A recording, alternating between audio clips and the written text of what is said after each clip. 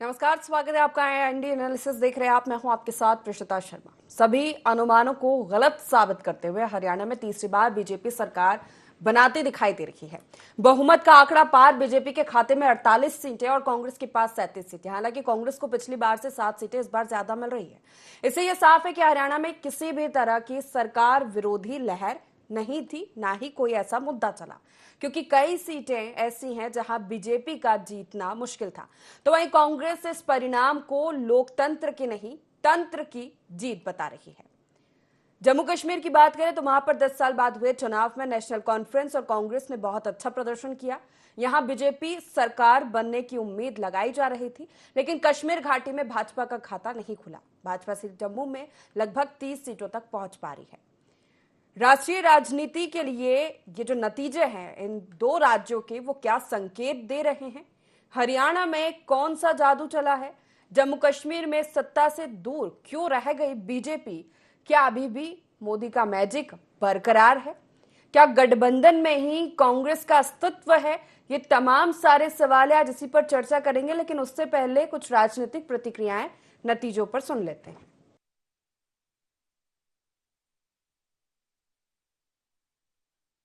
Bharatiya Janata party के पिछले 10 वर्ष की सरकार ने जो काम किया, यशस्वी प्रधानमंत्री के कार्य पद्धति का जो असर पड़ा है, और यही कारण है कि हरियाणा तीसरी बार भारतीय जनता पार्टी की सरकार बनने जा रही है। मेरी अपनी ओर से हमारे हरियाणा के सभी भाजपा के नेताओं को, पदाधिकारियों को मैं बधाई देने जा रहा हूँ जो निर्वाचन की तरफ बढ़ रहे हैं। असली में चुनाव कांग्रेस का नहीं था, ये राहुल गांधी के फेल होने का चुनाव था। राहुल गांधी एक बार, दो बार, तीन बार जिस प्रकार से वो अपनी कार्यपद्धति लेके चलते हैं, उसके बलबूते पर जनता उसको बहुत अच्छे से जानती है। और भारतीय जनता पार्टी ने विकास के एजेंडे को आगे बढ़ाया है कि हम सब मिलकर विकास की बात करते हैं और विकास की बात जनता पसंद करती है। इसीलिए भारतीय जनता पार्टी में एक बार फिर कमल खिलने जा रहा है।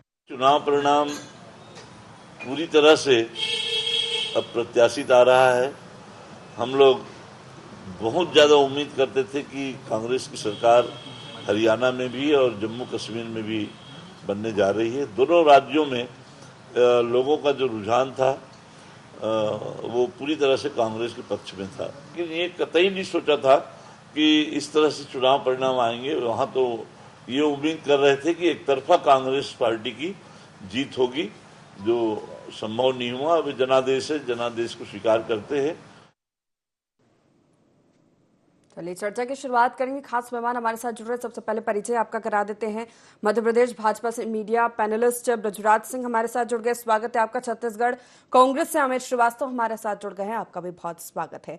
ब्रजराज जी, सबसे पहली प्रतिक्रिया आप ही से, क्योंकि हरियाणा में हैट्रिक बीजेपी ने लगाई है और तमाम तरह की चर्चाएं थी, अनुमान जो थे, पूर्वानुमान जो थे, वो धता बता दिए गए। हैट्रिक और रिकॉर्ड सीटें हासिल की है, 22 सीटें तो नई आपने जीत ली है।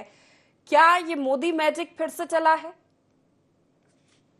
देखिए प्रशिता जी, इसे सिर्फ मोदी मैजिक कहना उचित नहीं होगा। मोदी जी भी एक कार्यकर्ता है भारतीय जनता पार्टी के, हमारा नेतृत्व करते हैं, माननीय प्रधानमंत्री जी हैं, हम उनके नेतृत्व में आगे बढ़ रहे हैं। किंतु ये जीत भाजपा की जीत है, संगठन की जीत है, कार्यकर्ता की जीत है, उस हरियाणा की देवतुल्य जनता की जीत है जिसने अपने विकास की गति को थमने नहीं दिया, चोर लुटेरों की सरकार को नहीं चुना और विकास के पहिए लगे रहे, हरियाणा आगे बढ़ता रहे, ऐसी सरकार चुनी है। हरियाणा के लोगों ने स्पष्ट रूप से विकसित भारत की परिकल्पना को आत्मसात किया है और माननीय नरेंद्र मोदी जी के नेतृत्व को स्वीकार के, नायब सैनी जी के नेतृत्व को स्वीकार के आगे बढ़ने का प्रण लिया है। प्रशिता जी, इसको किसी एक तरीके से देखने की जगह अब इसका दूसरा पहलू भी देखना चाहिए कि कांग्रेस को राहुल गांधी के नेतृत्व पे सीरियस सवाल उठाने चाहिए। कांग्रेस को राहुल गांधी के नेतृत्व क्षमता को समझना चाहिए।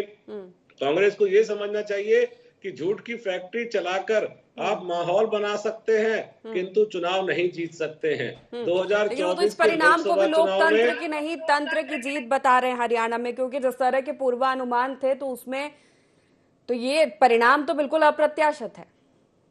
सीता जी, अभी मैं एक डिबेट में था, वहां एक व्यक्ति कह रहे थे, कांग्रेस के प्रवक्ता, कि हम इसको विश्वास नहीं करते हैं, क्या बोलते हैं अपने इसको, एग्जिट पोल्स को, और एग्जिट पोल उनको जितवा रहे थे। अब ये कह रहे हैं तंत्र की जीत है। तो भाई राजस्थान में कौन सा तंत्र था? आपकी सरकार थी। छत्तीसगढ़ में कौन सा तंत्र था? आपकी सरकार थी। ऐसे कितने प्रदेश हैं, ऐसे कितने वो हैं जहां पर हम जीते हैं। आप ऐसे पीछे भी जीते हैं, आगे भी जीते हैं, आगे भी जीतते रहेंगे। आप देखिएगा हम झारखंड में जीतेंगे, वहां इनकी मिलीजुली गठबंधन की सरकार है। प्रशिता जी, मैं वही कहने जा रहा था जहां पे टोक दिया कि ये झूठ की जो प्रोपेगेंडा की फैक्ट्री लेके कांग्रेस के कार्यकर्ता ये सोच रहे हैं, प्रवक्तागण ये सोच रहे हैं कि लोगों के उसमें मन में भ्रम की स्थिति पैदा कर देंगे, लोगों को अराजकता की ओर धकेल देंगे, स्थिर सरकारों को अस्थिर कर देंगे। तो आज हरियाणा की जनता ने इनके ऊपर एक जोरदार एक वो दिया है, छाप दी है कि भाई ऐसा मत करो, अच्छी राजनीति करो, सकारात्मक राजनीति करो, देश को जोड़ने की राजनीति करो, ना कि जातियों में बांटने की राजनीति करो। अब यहाँ से कांग्रेस अपने आप को कहां ले जाती है, उनका आउटलुक है। लेकिन मेरी तो नम्र निवेदन है और भगवान से प्रार्थना है कि प्रभु इनको सद्बुद्धि दे कि ये अच्छी बातें करें, सच्ची बातें करें, इतनी सी बात को इतना ना बताएं और मिलजुल कर देश को आगे ले जाने की तरफ बढ़े। ठीक है, जम्मू कश्मीर में बात करेंगे, लेकिन उससे पहले हरियाणा को लेकर अमित जी की एक प्रतिक्रिया। किसान परेशान है, पहलवान नाराज है, अग्निवीर वाले युवा नाराज है, कई कोई ऐसा मुद्दा चलता या सरकार विरोधी लहर नजर नहीं आई, ये परिणाम बता रहे हैं। देखिए, सबसे पहले आज मैं भाजपा के सम्मानित प्रवक्ता को बधाई दूंगा कि आपने हरियाणा में जीत दर्ज की है और आपको बहुत बहुत शुभकामनाएं। और उम्मीद करूंगा कि आज जनता ने जो आपको आज आशीर्वाद दिया है, आप उनकी उम्मीदों पे खरे उतरे।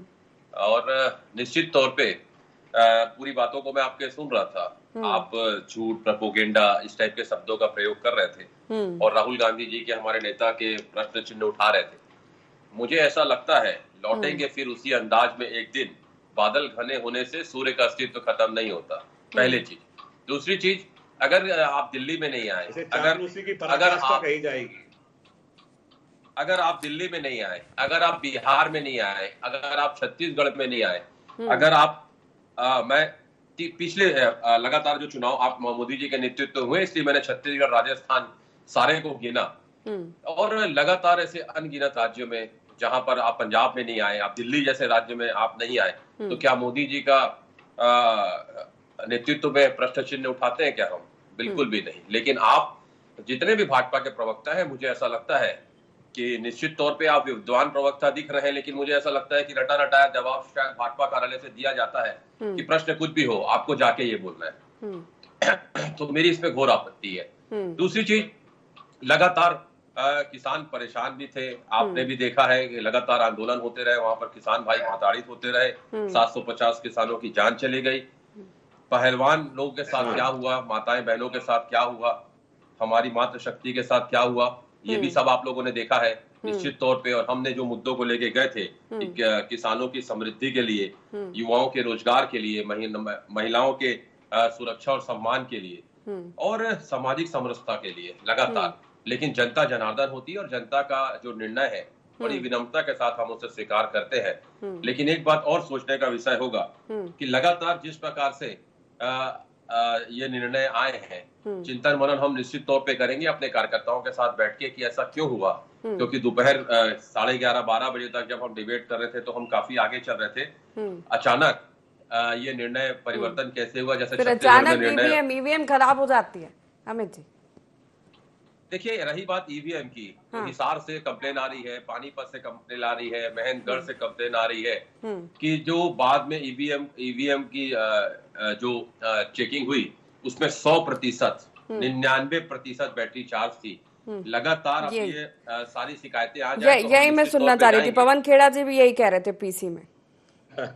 जी, उन्हीं को तो सुन के मैं कह रहा हूँ ना कि आईसीसी की उसको ही कंटिन्यू मुझे करना पड़ेगा। तो लगातार मैंने भी उसे सुना और उसी फैक्ट को मैं आपके लोकप्रिय चैनल पे रख रहा हूँ कि सारी शिकायतें आने के बाद निश्चित तौर पे हम इलेक्शन कमीशन के पास भी जाएंगे, हम कोर्ट भी जाएंगे। जो जहां जहां जाने का हमारा अधिकार है, निश्चित तौर पे लोकतंत्र में अगर हमारे साथ गलत हुआ है तो निश्चित तौर पे हम जाएंगे। जयराम रमेश की शिकायत का जवाब दिया ना इलेक्शन कमीशन ने कि आप चुनाव परिणाम के दिन भ्रम फैलाने की कोशिश में लग जाते हैं, कई परिणाम आपके पक्ष में नहीं आया तो ईवीएम खराब बता देते हैं। पहले बैलेट पेपर से चुनाव होता था और दूसरे दिन रिजल्ट आ जाता था, कितने % वोट कहाँ पड़े हैं, कितना कौन सा कैंडिडेट कितना कितना वोट पाया है। और अब डिजिटलाइजेशन, जहां डिजिटल युग कहते हैं, मेक इन इंडिया, और डिजिटल युग में अगर आपको 11-11 दिन लग जाए आपको परिणाम देने में, परिणाम नहीं आपको डाटा देने में, और उसके बाद अगर 6% की उसमें वृद्धि हो जाए, तो इसमें भी चिंतन और मनन करना चाहिए।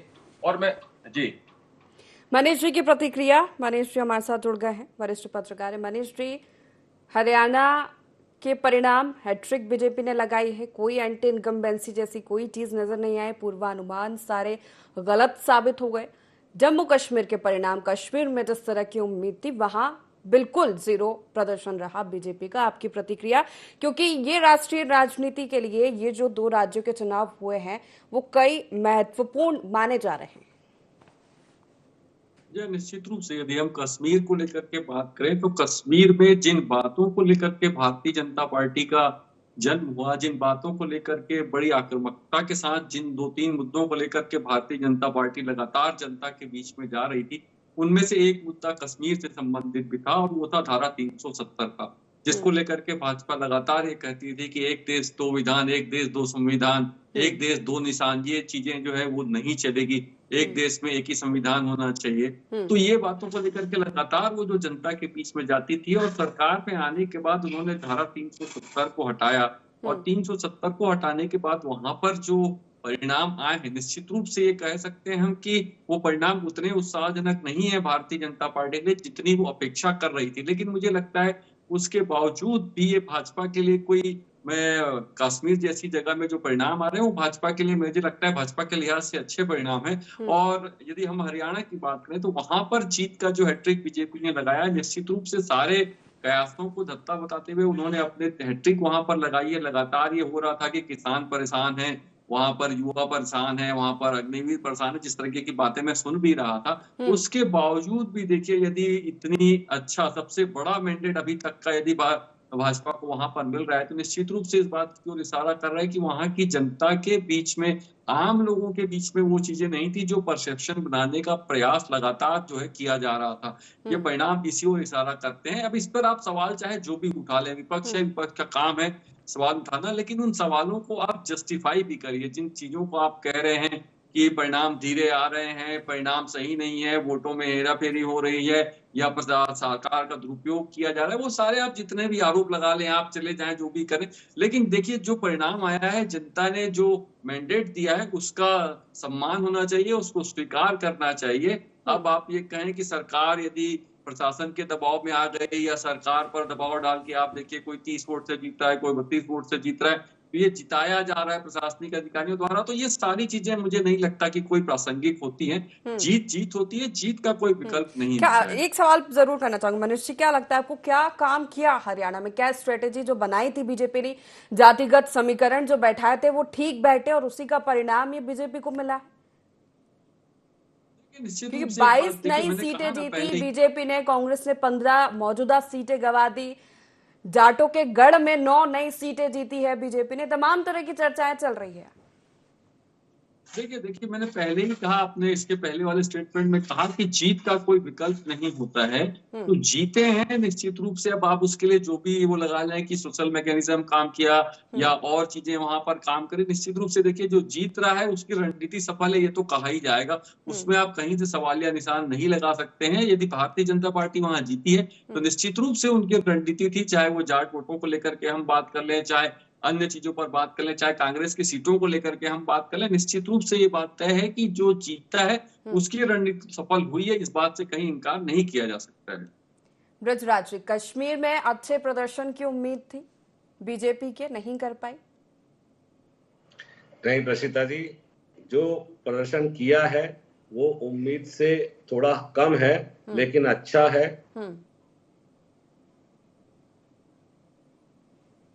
खड़ी है और हमें पूर्ण विश्वास है कि हम थोड़े दिन और कार्य करेंगे तो अगली बार हम सरकार बनाएंगे। प्रशिता जी, क्या होता है कि आप माहौल देख ही रहे हैं, 370 से हटने के बाद में बहुत सारे लोग हमारी तरफ झुके, विकास की तरफ झुके, अमन चैन की तरफ झुके, लेकिन अभी भी एक बहुत बड़ा फोर्स है जो उनको उसी अराजकता में धकेलना चाहता है, जिसकी मैं थोड़ी देर पहले बात कर रहा था। हमें बिल्कुल भी निराशा नहीं है। हम तो धन्यवाद देते हैं कश्मीर और जम्मू कश्मीर की जनता को। वैसे भी लॉ एंड ऑर्डर जो है वहां पर सरकार का मुद्दा नहीं होगा, केंद्र सरकार का मुद्दा होगा, तो वहां शांति बनी रहे, चुनी हुई सरकार ईमानदारी से जनता के हित का कार्य करती रहे। 370 की लड़ाई खत्म हो चुकी है। कोई भी वहां मुख्यमंत्री बन जाए, प्रधानमंत्री बन नहीं सकता। कोई भी विश्व की ताकत 370 वापस ला नहीं सकती है। इसलिए अब हम तो बस ये प्रयास करेंगे कि सकारात्मक विपक्ष की भूमिका अदा कर वहां पर विकास की गति को आगे बढ़ाएं, मुख्य धारा में लाएं और विकसित भारत की जो हमारी संकल्पना है उसको साकार करने में कश्मीर भी आगे कंधे से कंधा मिला के पूरे देश के साथ आगे बढ़े। चलिए अमित जी से सवाल हरियाणा के जो परिणाम है उस पर तो मंथन करेंगे, लेकिन एक सवाल जोड़ना चाहूंगी इसमें कि क्या शैलजा की नाराजगी या जो चर्चाएं थी तमाम अंदरूनी कलह की वो कारण बनी? मुझे लगता है Praseeta ji, it's too early to say anything right now. हम लोग थोड़ा चिंतन मनन करेंगे, कार्यकर्ताओं के साथ बैठेंगे और उसके बाद देखेंगे कि हम क्यों हारे। लेकिन निश्चित तौर पे मैं आपको बता दूं, अभी आप कश्मीर पे चर्चा कर रही थी, तो निश्चित तौर पे आर्टिकल 370 हटने के बाद ये पहला विधानसभा चुनाव था। स्टेट रूट की लड़ाई चल रही थी और जिस प्रकार से यूटी बना दिया गया था कश्मीर को, लद्दाख से हटने के बाद ये पहला चुनाव था। तो वहां पर जिस प्रकार के 3 चरणों में जनता ने 63.88% जो वहां वोटिंग हुई थी और लगातार जिस प्रकार का मैंडेट वहां पर आया है, मैं तो उम्मीद कर रहा था कि भाजपा के हमारे सम्मानित प्रवक्ता हमें भी बधाई देंगे। लेकिन ठीक है, राजनीति हमेशा बड़े दिल से करने चाहिए और मेरे बड़े भाई उम्र में मुझसे बड़े भी लग रहे हैं। मैं मुझे ऐसा लगता है कि गठबंधन की सरकार बनी है, वहां पर सवाल उठा रहे हैं अभी जहाँ सीधी फाइट होती है बीजेपी कांग्रेस की, वहां कमजोर पड़ जाती है कांग्रेस, गठबंधन में ही चल पाती है। फिर ये दूसरे जो आने वाले चुनाव राज्यों में जो चुनाव होने हैं वहां क्या दबाव बनेगा, प्रेशर होगा सहयोगी दलों का, क्योंकि प्रतिक्रियाएं आ रही हैं सामने इसी तरह की। हम तो प्रसीता जी हमेशा ही सहयोगी दलों को साथ लेके चलते हैं और निश्चित तौर पे आपने देखा है कि भाजपा को शिवसेना ने छोड़ा, भाजपा को जनता दल ने छोड़ा था, फिर वापस जुड़ गए। भाजपा को उसके कई सारे सहयोगी संगठनों ने छोड़ा था जिनके साथ 25-25 साल से उनका अलायंस था। अकाली दल, हमारे साथ तो लोग जुड़ते गए और हमारा तो ये सोच है कि आइए लोकतंत्र को बचाने के लिए, भारत के संविधान को बचाने के लिए, लोगों को रोजगार, युवाओं को रोजगार देने के लिए, महिलाओं के सम्मान के लिए, किसानों की समृद्धि के लिए, उनकी एमएसपी डिसाइड के लिए हम लगातार सब मिलके काम करें और ये हमारा ध्येय है। और बड़े दिल से हम राजनीति करना चाहते हैं, इसकी उन्नति और प्रगति में अपना जितना से ज्यादा योगदान हम कर सके। हम सब इंडिया गठबंधन के लोग यही चाहते हैं और मुझे पूर्ण विश्वास है कि चिंतन मनन के बाद आने वाले हो सकता है हमारे लिए सबक भी हो कि हमने कहाँ गलतियां की, हम कहाँ चूक गए। क्योंकि जिस प्रकार का मैंडेट आ रहा था, जिस प्रकार से एग्जिट पोल आ रहा था, चाहे वो छत्तीसगढ़ हो चाहे फिर हरियाणा हो, और उसके बाद अचानक ये सेटबैक, तो हमें लगता है कि कहीं ना कहीं कुछ ना कुछ चूक हुई होगी हमसे। हम उसके निश्चित तौर पे उसके जड़ तक जाएंगे कि कहाँ हमसे गलती हुई और पूरी मजबूती के साथ। कहते हैं ना कि हमारा पानी उतर दे किनारे पे घर मत बना लेना। हम इंडिया गठबंधन के लोग समुंदर है, लौट के जरूर आएंगे। लेकिन मंथन करना पड़ेगा ना। ये सवाल मेरा आपसे अभी भी है कि जहां बीजेपी और कांग्रेस की सीधी फाइट है वहां कांग्रेस क्यों कमजोर पड़ जाती? अरविंद केजरीवाल कह रहे हैं कि ओवर कॉन्फिडेंस था। 15 सालों बाद पिछली बार हमने मध्य प्रदेश में पटकनी दी थी, राजस्थान में पटकनी दी थी, छत्तीसगढ़ में पटकनी दी, हिमाचल प्रदेश में पटकनी दी और कर्नाटक में पटकनी दी। कहाँ हम सीधी फाइट में कहाँ हारते हैं? लगातार आप देखिए, ठीक है, अभी हाल ही में जो चुनाव परिणाम आए मध्य प्रदेश छत्तीसगढ़ के, उसके बाद भी इसी तरह की मंथन किया जाएगा। निश्चित तौर पे चिंतन भी होगा, मनन भी होगा, क्यों हम कहाँ पर चूक गए। क्योंकि लगातार आप ही लोग बता रहे थे, आप ही लोगों का सारा एग्जिट पोल बता रहा था कि हमारी प्रचंड लहर, हम प्रचंड बहुमतों से हम जीतने जा रहे हैं और लहर चलने वाली है और कांग्रेस आ रही है, बीजेपी जा रही है। लगातार आप देखेंगे सारे ऐसे ही छत्तीसगढ़ में हुए थे, ऐसे ही कल हरियाणा में हुआ। तो कहीं ना कहीं मैंने कहा ना कि हमें पूर्ण विश्वास था कि सरकार आएगी, लेकिन नहीं आई। लोकतंत्र में यही तो खूबसूरती है, this is the beauty of our democracy. जनता लोकतंत्र में जनार्दन होती है और जनता का फैसला बड़े विनम्रता के साथ हम स्वीकार करते हैं। चलिए मनीष जी, ये 2 राज्यों के चुनाव परिणाम आगे की राजनीति के लिए क्या संकेत दे रहे हैं? कांग्रेस के लिए भी, बीजेपी के लिए भी झारखंड में होना है, महाराष्ट्र में होना है? देखिए, निश्चित रूप से एक चीज तो तय है कि भारतीय जनता पार्टी ने जिस प्रकार से सारे कयासों को धत्ता बताते हुए यहाँ पर जीत अपनी दर्ज की है, वो निश्चित रूप से इस बात की ओर इशारा निकलते हैं। उसके ऊपर जनता के दिमाग को, जनता में बहुत सारी चीजें ऐसी हैं जो पहले से तय करनी होती है, उसका कोई वो नहीं होता है। जनता ने तय कर लिया था कि हमको भारतीय जनता पार्टी को लाना है। विपक्ष ने लगातार अपना काम किया, आक्रामकता के साथ में जो है प्रचार किया, लेकिन वो उतना इफेक्टिव नहीं हो पाया जितना होना चाहिए था। और दूसरी बात यदि कश्मीर को लेकर कहें तो मैंने कहा पहले भी कि जिन बातों को लेकर के भाजपा का प्रादुर्भाव हुआ था, वो भारतीय जनता पार्टी 370 हटाने के बाद वहां पर ये सोच रही होंगी कि हम सत्ता में आएंगे, लेकिन नहीं आए। तो मुझे लगता है ये कोई वो नहीं है। मुझे लगता है वहां पर भारतीय जनता पार्टी के लिए संभावनाएं अभी भी बनी हुई है। ठीक है, वो सत्ता में नहीं आए, लेकिन वहां पर विपक्ष जो सत्ता में आया है, वहां पर जो एनसीपी और कांग्रेस का गठबंधन जो है वहां पर सत्ता में आया है, उनके लिए बहुत बड़ी चुनौती ये है कि उन्होंने सीधे तौर पे इस बात को कहा था कि हम यदि सत्ता में आएंगे तो धारा 370 को वापस बहाल करेंगे। तो ये जो सवाल है, इस बात को लेकर के वो सीधे तौर पे जनता के बीच में गए थे और जनता ने उसमें सीधे तौर पे उनको मैंडेट भी दिया है। उसके बाद में अब देखने वाली बात ये होगी कि वो उस चीज को कैसे कर सकते हैं, क्योंकि का स्टैंड क्लियर है, कांग्रेस का स्टैंड क्लियर है। कांग्रेस ने इस बात का कहीं विरोध नहीं किया था 370 को हटाने का सीधे तौर पे। इस बात का कोई कमिटमेंट जनता के साथ में नहीं किया जाता। वहां पर जो स्थितियां बनेंगी, निश्चित रूप से वो देश में अन्य राज्यों में जो चुनाव होने वाले हैं उस दिशा में, विशेषकर महाराष्ट्र की यदि हम बात करें, महाराष्ट्र में जो स्थितियां बनी हुई है, महाराष्ट्र में जिस प्रकार सीटों को लेकर के लगातार 3 दलों का जो गठबंधन है उसमें जद्दोजहद चल रही है, लगातार फाइट चल रही है, तो वहां पर जो स्थितियां हैं वो निश्चित रूप से प्रभावित होंगी। और इसके साथ साथ एक चीज ये जो भाजपा के दबाव पड़ेगा, इस सवाल मेरा अमित जी से भी था, आपसे भी समझना चाहूंगी मनीष जी इस पर कि गठबंधन में सहयोगी दलों का दबाव पड़ सकता है, क्योंकि जिस तरह की प्रतिक्रियाएं सामने आ रही है वो यही बयां कर रहे हैं।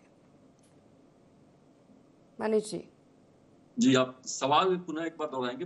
मनीष जी, मैं ये कांग्रेस के लिए क्या मुश्किल होगी आगे के चुनाव में, क्योंकि झारखंड में गठबंधन में, महाराष्ट्र में गठबंधन में दबाव पड़ेगा सहयोगी दलों का? कहा जो सवाल उठाया, तो जहाँ पर सीधा मुकाबला होता है वहां पर कांग्रेस जो है वो पिछड़ जाती है। गठबंधन में जहाँ होती है वहां उसकी जगह मिलती है। तो देखिए, एक बात तो जरूर है कि कांग्रेस के साथ में जहां जहां भी गठबंधन हो रहे हैं वहां पर कांग्रेस परफॉर्म कर रही है, मगर जहां पर गठबंधन नहीं है वहां पर कहीं कहीं नुकसान उनको देखने को मिलता है। तो एक जो कहा जाता है कि वोटों को लेकर के जो ध्रुवीकरण होता है उसको कांग्रेस को समझना होगा। और स्थानीय राजनीति में जो स्थानीय नेता है, जैसे कि अभी बात यहाँ की भी हो रही थी, जहां पर शैलजा को लेकर के जो सवाल लगातार उठ रहे थे, उनका प्रचार में नहीं जाना, उनको ये करना, तो कांग्रेस को इस बात को समझना होगा कि हमको सामंजस्य बैठा के काम करना पड़ेगा। राहुल गांधी इस बात को कहते जरूर हैं कि हम युवा और वरिष्ठ दोनों का साथ लेकर के काम करेंगे, मगर जब धरातल पे उतरने की बात आती है तो वो चीजें कहीं दिखती नहीं है। लगातार जो ये होता है कि युवाओं का दरकिनार करके वरिष्ठों को ज्यादा महत्व दिया जाता है। तो ये कॉम्बिनेशन बैठाने की जो बात है, ये कॉम्बिनेशन उनको बैठाना होगा और उसके तहत उनको काम करना पड़ेगा। ये कॉम्बिनेशन को लेकर के हम बात करें यदि मध्य प्रदेश की, तो वहां पर भी नुकसान हुआ। इसी कॉम्बिनेशन को लेकर के हम बात करें तो राजस्थान में भी नुकसान हुआ। तो इस बात को समझना होगा कि आप वरिष्ठों का, युवाओं का जोश और वरिष्ठों का अनुभव, ये दोनों को साथ में लेकर चलने की बात तो राहुल गांधी करते हैं, मगर धरातल पर वो उतना प्रैक्टिकली दिख नहीं पाता है। यदि उसको साधने में कामयाब होंगे तो मुझे लगता है कांग्रेस को कहीं ज्यादा सफलता मिल पाएगी। ठीक है, समय की कमी है बृजराज जी, आखिरी प्रतिक्रिया, उसके बाद फिर मैं चर्चा को समाप्त करूंगी। बहुत सिंपल सी प्रतिक्रिया है प्रशिता जी कि कांग्रेस पार्टी अब राष्ट्रीय पार्टी नहीं रही है। बिना गठबंधन के कोई चुनाव नहीं जीत सकती है और गठबंधन में भी लीडरशिप के स्थिति में नहीं है। जहां ये सीधे हमसे टकराएंगे वहां ये मुंह की खाएंगे। अब इन्हें सिर्फ पिछलग्गू बन के ही चलना है, चाहे समाजवादी पार्टी के, चाहे आम आदमी पार्टी के, चाहे किसी भी पार्टी के। इस स्थिति को अमित जी और उनकी पार्टी जितनी जल्दी स्वीकार कर ले उतना भला है, बाकी हरी इच्छा। चलिए देखना होगा कि आगे क्या कुछ परिस्थितियों में बदलाव आता है इन परिणामों से। बहुत शुक्रिया आप तीनों मेहमानों का हमारे साथ इस चर्चा में शामिल होने के लिए। तो जिस तरह के परिणाम आए हैं, सभी अनुमान हरियाणा के लिए तो गलत ही साबित हुए हैं कि हैट्रिक बीजेपी ने लगाई है और सीटों के मामले में बहुत अच्छा प्रदर्शन किया है। वही उम्मीद कश्मीर को लेकर भी लगाई जा रही थी कि अच्छा प्रदर्शन होगा, सत्ता में वापसी की जा सकती है, क्योंकि बड़ा मुद्दा था 370 का, लेकिन वो काम नहीं चला। लेकिन ये दो राज्यों के जो चुनाव परिणाम हैं आगे राष्ट्रीय राजनीति के लिए बहुत सारे संकेत दे रहे हैं, बीजेपी को भी और कांग्रेस को भी, जिसको लेकर आगे दूसरे राज्यों के चुनावों में उन्हें काम करना है। तो फिलहाल इतना ही, बने रहिए IND24 के साथ। नमस्कार।